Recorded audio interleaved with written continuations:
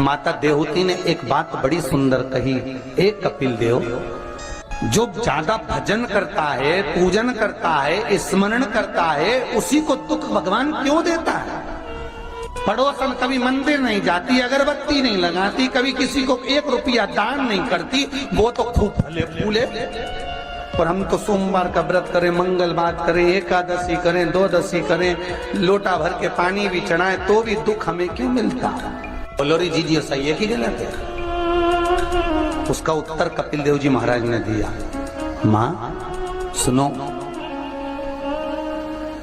जिस प्रश्न को आपने मुझसे करा यही प्रश्न देवऋषि नारद ने भगवान विष्णु से करा था। यही प्रश्न भगवान विष्णु से देवऋषि नारद ने करा कि जो मंदिर जाए, देवालय जाए, पूजन करे, अर्चना करे, पाठ करे, स्मरण करे, दुख उसी को क्यों मिलता है? और जो कभी मंदिर नहीं जाए, भगवान का भजन नहीं करे, उसके यहाँ तो 4 चांद लग जाते, खूब लक्ष्मी भगवान देता। नारद जी ने जैसे भगवान विष्णु से ये प्रश्न किया तब भगवान विष्णु देवऋषि नारद से बोले, इसका उत्तर मैं बाद में दूंगा, पहले अपन दोनों ब्राह्मण के कपड़े पहनकर चल घूमने चलते थे। और देवऋषि नारद को ब्राह्मण के कपड़े पहना दिए, भगवान विष्णु ने ब्राह्मण के कपड़े पहन लिए, दोनों घूमने के लिए चल दिए। जाते जाते एक सेठ जी का दरवाजा मिला, एक बहुत बड़ा बंगला, बहुत बड़ा घर, और वहां जाकर भगवान विष्णु ने नारद जी से कहा, भूख लग रही, कुछ मांग ले। सेठ जी क्या? नारद जी ने आवाज लगाई, भिक्षाम देही। सेठ जी निकल के बाहर आए, क्या है बाबा? हमें भूख लगी है, थोड़ा सा कुछ दे दीजिए। सेठ जी बोले, तेरा बाप रख के गया, दे दीजिए। निकले यहां से बाहर। आ गए भिखारी, भीख मंगे, चल निकलो यहां से बाहर। नारद जी के तो कांटे से खून नहीं।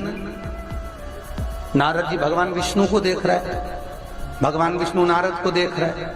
विष्णु जी ने नारद जी का हाथ पकड़ा, लेकर चल दिए वापस। नारद जी बोले, सेठ जी ने इतना अपमान करा, तुमने कुछ बोला नहीं? भगवान विष्णु ने दोनों हाथ उठाकर कहा, जा, तेरे यहाँ 4 चौगुना धन बढ़ जाए, तेरी दौलत और बढ़े, संपदा और बढ़े, तेरे पास में लक्ष्मी और बढ़े। नारद जी चले, भगवान विष्णु का हाथ पकड़ के बोले, ये कहाँ की रीति है? उसने धक्के मारकर निकाला, गाली दे के निकाला, बाप तक पहुंच गया, और तुम उससे कह रहे हो कि तेरी लक्ष्मी बढ़ जाए। नारद जी, भगवान विष्णु बोले, मेरा मन, चल तू तो आगे चल। और भगवान विष्णु लेकर चले तो एक बूढ़ी बुजुर्ग माता बैठी थी एक कमरे में, एक घर के अंदर। उस बुजुर्ग को देख भगवान विष्णु ने कहा, नारद अब इसके यहाँ चलते चल। जाकर आवाज लगाई, माता जी भिक्षाम दे, हमें भूख लग रही है माता जी, कुछ दे दीजिए।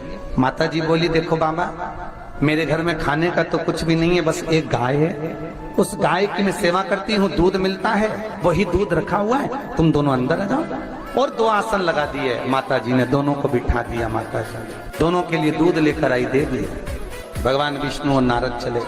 नारद जी बोले, कितनी अच्छी माता है, बिठा के दूध पिलाया, पानी पिलाया, और बस सेठ जी ने धक्के मारकर निकाल दिया। भगवान आशीर्वाद दो इस बूढ़ी माता को। भगवान विष्णु ने दोनों हाथ उठाकर कहा, जा, तेरी गाय मर जाए। अब तो और कांटे से खून नहीं। भगवान देवऋषि नारद ने कहा, प्रभु तुम्हारा ये स्वरूप मुझे बहुत बुरा लगा। भगवान ने कहा, कौन सा स्वरूप? वो सेठ जी ने धक्के मारकर निकाला तो कहते हैं और लक्ष्मी बढ़े, और वो बेचारी गाय का दूध पिलाई और तुम कहते उसकी गाय मर जाए। हाँ। भगवान बोले, मेरा मन, तो तुमने ऐसा क्यों करा? भगवान बोले, नारद तू मेरी लीला नहीं समझता ना।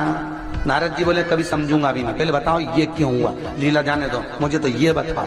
भगवान ने कहा, नारद बात इतनी सी है, वो बूढ़ी माता मेरा भजन करती है, दिन भर मेरा नाम लेती है, वो मरेगी, उसके घर में एक गाय है, उसमें उसका दिल बहुत लगा हुआ है, उसकी सेवा करती है, मरेगी, मरते समय विचार करेगी कि मेरे मरने के बाद मेरी गाय का क्या होगा।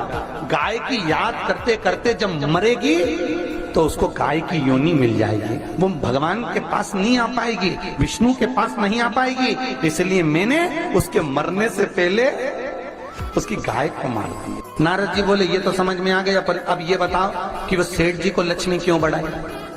भगवान बोले, नारद उसको धन से बहुत प्रेम है, मैंने लक्ष्मी इसलिए बढ़ाने का आशीर्वाद दिया कि वो लक्ष्मी को जोड़ जोड़ के इकट्ठा कर कर कर जब मरेगा, वो लक्ष्मी और पैसे के चक्कर में जब मरेगा तो आखिरी में मरकर सांप बनकर उसी दौलत पे बैठा रहे।